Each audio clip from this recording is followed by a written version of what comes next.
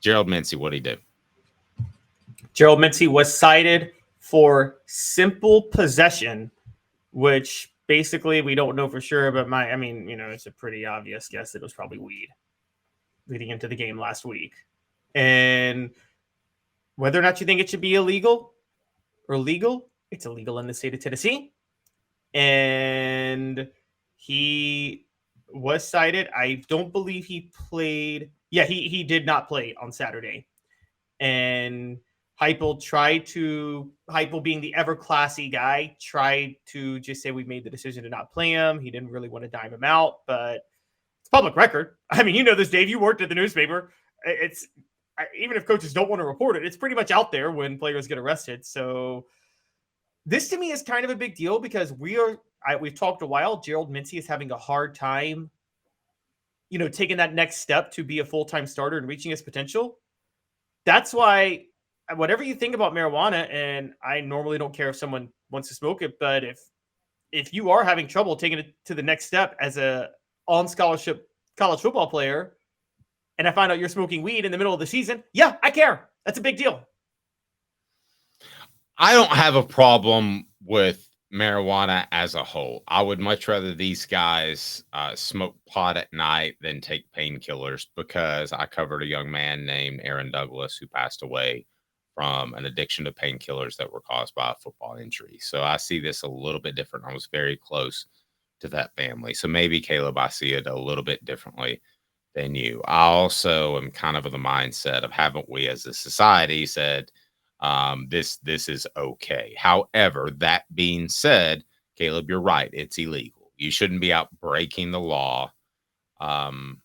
Speeding is one thing, but massive speeding like we've seen at Athens is another. So you shouldn't be out breaking the law, especially before the Florida game, knowing that could put your playing time in jeopardy. So while I have zero problem with marijuana, I mean, ideally we'd all be perfectly clean, right?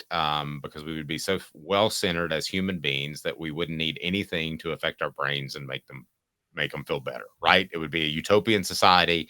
It would be like Krypton, except for General Zod and his pals. Okay, so, but that's not where we are. People choose to do things. I would much rather him be charged with possession than back in the day, him having, a case of beer in him and getting a DUI. Those are the ones that I covered to a large extent, or fights. And I think this too, I think a fight is worse than even marijuana, because these guys don't realize how big and strong they are sometimes, because you grow into your body and you could really, really hurt somebody if you're talking about an average student. So I do not have a problem with marijuana, but I can say this: are you not smart enough? We're talking about a player who hasn't reached his development. Are you not smart enough to keep it at home? I mean, get a 6-foot tall bong if you want to and smoke it up, but you've got it in your car. That doesn't make a lot of sense to me. And especially when they're legal alternatives too. It doesn't make a lot of sense to me why you would get in trouble for that in this day and age. It almost seems like you have to go out of your way to get in trouble for marijuana. Okay, but here's why I have a problem with it. I don't have a problem with marijuana either. I'm for being legalized recreationally. I'm with you. If you are in pain, I'd much rather athletes take marijuana than painkillers. And look, I'll say this even further. By having weed illegal in the NFL still and pushing for painkillers, the NFL has blood on its hands beyond CTE. How many people do we think that the NFL's just outright ruined their lives by insisting them to get on painkillers when they were hurt? So I will tell you this. If you want to compare, you want to compare the two, CTE is minuscule to the amount of players that have gotten addicted to painkillers. And I believe that not even close. And I firmly believe the NFL was encouraging these painkillers and at the same time taking, shall we say, advertising revenue from them. And they were getting paid. I'm just going to say it. I think NFL officials were getting paid to get players hooked on painkillers. I'm going to say that up front. Now, as far as Gerald Mincey, though, here's my issue, though. Dave, do you think the marijuana was for pain, or do you think it was recreational? I think, gun to my head, I think it was recreational. Well, it doesn't matter, and I'm going to give Rocky Top Tom credit, who I think is probably a little bit more conservative than both of us, but he's right. It's illegal. It's illegal. Caleb, if I said in order to, I mean, this wouldn't be a legality, but I said in order to work for me, you have to have a mohawk. Okay? That's the rules of the business. And you follow the rules of the business. And the rules of Tennessee football businesses don't break the law. So I don't care if it's safer than heroin or alcohol or whatever. Don't do it. And if you're going to do it, don't be stupid and do it in a car. And it's a reflection. This is where I'm trying to get at. Because let me work this in real quick. Because here's the thing. Nobody said, let me check your car to see if you have any marijuana unless it smells like pot. Exactly. So here is my issue with it. It shows Gerald Mincey's lack of commitment. Can we say that? It's his lack of commitment. You can and will, and I was going to go there, and you beat me to the punch. Kudos. Yeah, I think, and this is where I think if he's doing it, if he's doing it because he's in pain, I would have actually given a break. But you're right, do it in the house, even if it's illegal. I'm a little more sympathetic because you don't want to get hooked on painkillers because again, there was blood on the NCAA and NFL's hands. They've indirectly killed athletes in the past by getting them hooked on painkillers, and so, but I don't believe Gerald Mincey was doing this to manage pain. And you're right, he was doing it. He had it in his car. And so you're right. The only way. I think it was recreational too, but we don't know that in all fairness.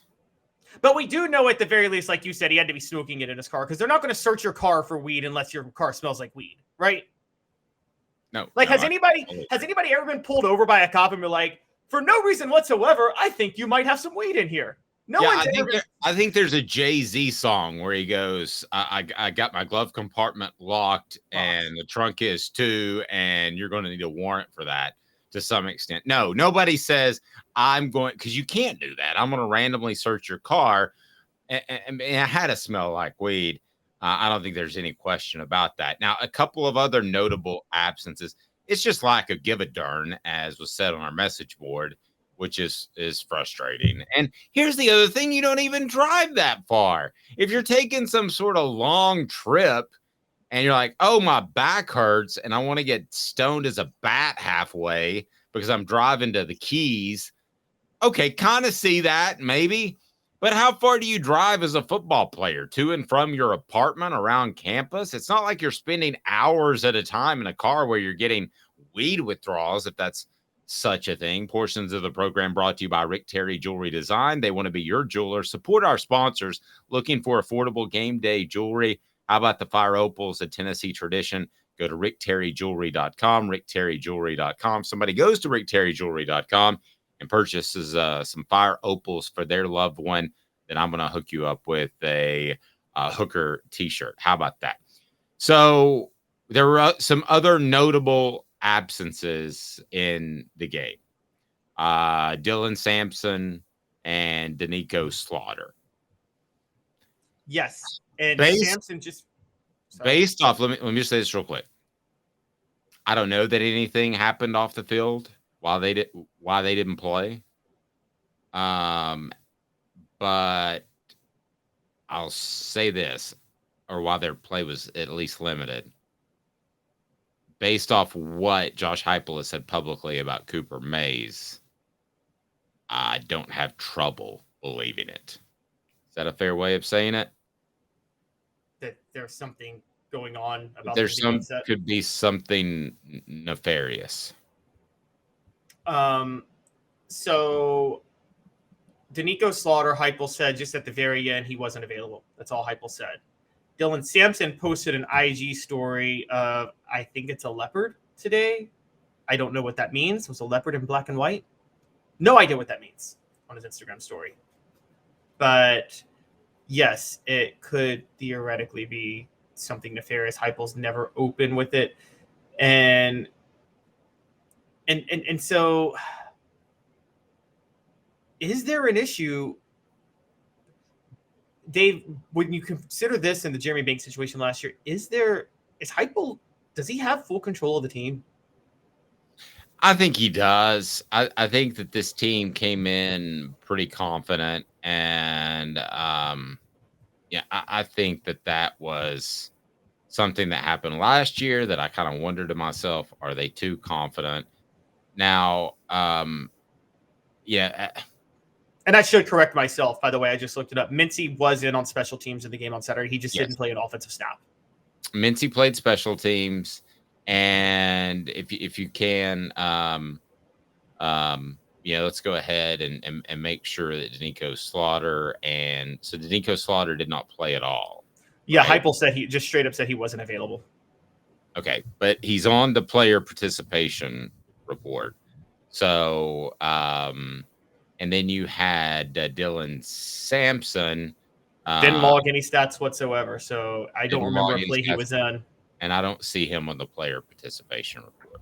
So, anyway, I don't want to throw those guys under the bus at all because they may have an injury. It's something may be up, but the Gerald Mincey thing to me is absolutely insane.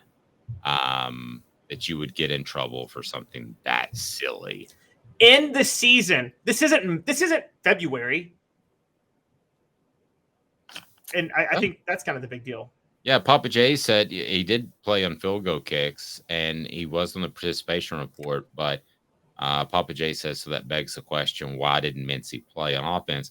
Bottom line is when you fib, and listen, coaches fib. I'm not ripping Josh Heupel for fibbing about on Thursday when he said he expected Cooper Mays to play, but when you fib and do this, people are going to wonder. That's the underlying point. We don't know that Slaughter or Sampson did anything wrong. Okay, I want to be real clear on that. Okay, but when you fib, you make people wonder. So, I mean, was Florida actually going to play Tennessee any differently if Josh Heupel came out and said, I don't think Coop's going to be ready? If he said that on Thursday, I mean, to have him go out and dress up was a sham. And this is, and I just want to say real clear that the players only meeting that I reported last week and some other things that I've reported like that just then did not come from Jacob Warren or Cooper Mays, who we work with. I specifically avoid such topics to not put them in any sort of bad light. And it would not behoove me as a person who runs off the hook sports to put myself in that bad light as well. So I want to be very clear. um, what I'm sharing with you is not from those two guys. But Tennessee knew in house that Cooper Mays all week wasn't going to play. And the players' meeting, both of those factors, they happened. They were from my reporting. I've done this for a while. Neither of those facts came from Jacob Horn or Cooper Mays. I just want to be real clear. I said that on a Nashville radio station on Thursday. So there we are. I want to address that. And Caleb, you've known me long enough to trust me. So I think everyone else has, and I hope my career speaks to that. Yeah, no, I mean, I totally believe you, and this is more of a reflection on what Heupel's been doing. He hasn't been And fully it's honest. also not my responsibility to tell anybody where a report comes from or who my source is, but I want to do that because I think so highly of those two guys. So that's kind of where we are.